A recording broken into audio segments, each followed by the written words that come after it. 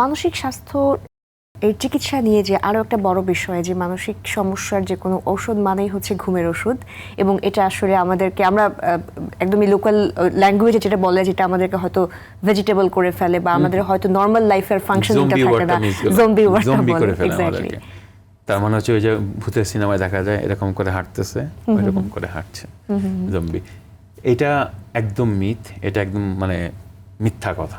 First of all সেটা হচ্ছে কি, শুধু ঘুমের ওষুধ কেন দিব আমরা?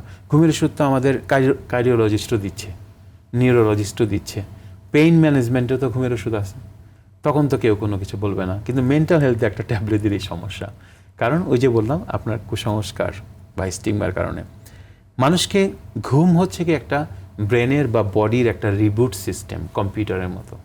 মানুষ যখন ঘুমায় তখন তার বডির প্রতিটা মানে যা যা পার্ট অ্যান্ড পার্সেল আছে বডির, সব কিছু এগুলো নতুন করে আবার রিবুট করে। এর জন্য ঘুমটা খুব জরুরি, এবং ঘুম হলে ভালো, ব্রেনটাও খুব ঠান্ডা থাকে, কারণ ব্রেনটাও একটু রেস্ট পায় ওই টাইমটাতে। এর জন্য ঘুমটাকে একটা ইম্পর্ট্যান্ট উপসর্গ ধরা হয়, এবং ওইটাকে কন্ট্রোল করলে অনেক মানুষের অনেক কিছু ভালো হয়ে যায়। অ্যাংজাইটি ভালো হয়ে যায়, রিল্যাক্সেশনে অন্যান্য যে ডিস্ট্রেস ভালো হয়ে যায়, ডিপ্রেশন, এগুলো অনেক কিছু কিন্তু ভালো হয়। তো ঘুমটাকে এর জন্য ভালো করে দেখে, ডক্টররা একটা ওষুধ দেয়, এটা কিন্তু সত্যি কথা। কিন্তু সবাই কি দেয়? 100%কে না, যাদের দরকার তাদেরকে দেওয়া হয়, যারা এই উপসর্গগুলো নিয়ে আসে তাদের জন্য। সো এটা একদম পুরো মিথ্যা কথা। কোন কোন লক্ষণগুলো দেখে বুঝবো যে আসলে আমার মধ্যে মানসিক স্বাস্থ্য সমস্যা রয়েছে বা আমার পেশাদার সহায়তা নেওয়া উচিত? সবার আগে যেটাই করতে হবে, প্রতিটা মানুষ যেভাবে নিজেকে প্রেজেন্ট করে, কেমন, সে যদি কোনো কারণে out of the character is the first word, যে একটা মানুষ যেরকম প্রতিনিয়ত কাজ করতো বা যেভাবে চলতো, হঠাৎ করে দেখা গেল সেটার বিচ্যুতি বা ওইখানে নাই, ডিসকানেক্টেড, অন্যরকম হয়ে গেল।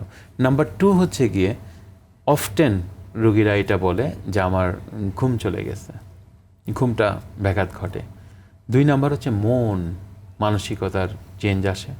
3 নাম্বার হচ্ছে গিয়ে তার ভিতরে মেজাজ বলি যেটা আমরা, মেজাজের একটা পরিবর্তন। 4 নম্বর দেখা যায় যে তার ফাংশন, ডেইলি যে একটা ফাংশন করতো, কেমন, সেই ফাংশনের একটা ঘাটতি। আর 5 নম্বরে দেখা যায় সোশ্যাল আইসোলেশন, স্লোলি সে আস্তে আস্তে সমাজ থেকে, পরিবার থেকে আস্তে আস্তে সে আইসোলেট হয়ে যাচ্ছে। এবং এগুলো হচ্ছে প্রাথমিক একটা উপসর্গ। এই উপসর্গ কোনোটাই যদি আমরা কেউ দেখি, নিজে রেকগনাইজ করলে খুব ভালো। এবং এই উপসর্গটা মিনিমাম 2 উইকস বলা হয় মেন্টাল হেলথে, যে 2 সপ্তাহের ভিতরে যদি হয়, হতে পারে এটা কোনো একটা কারণে, কিন্তু যদি এটা পারসিস্ট করে কন্টিনিউয়াসলি, কনসিস্টেন্টলি যদি এটা 2 উইকসের বেশি থাকে, তখন এটাকে আর নর্মাল ভাবা যাবে না, ভাবা যাবে কিছু একটা হচ্ছে, সামথিং ইজ রং।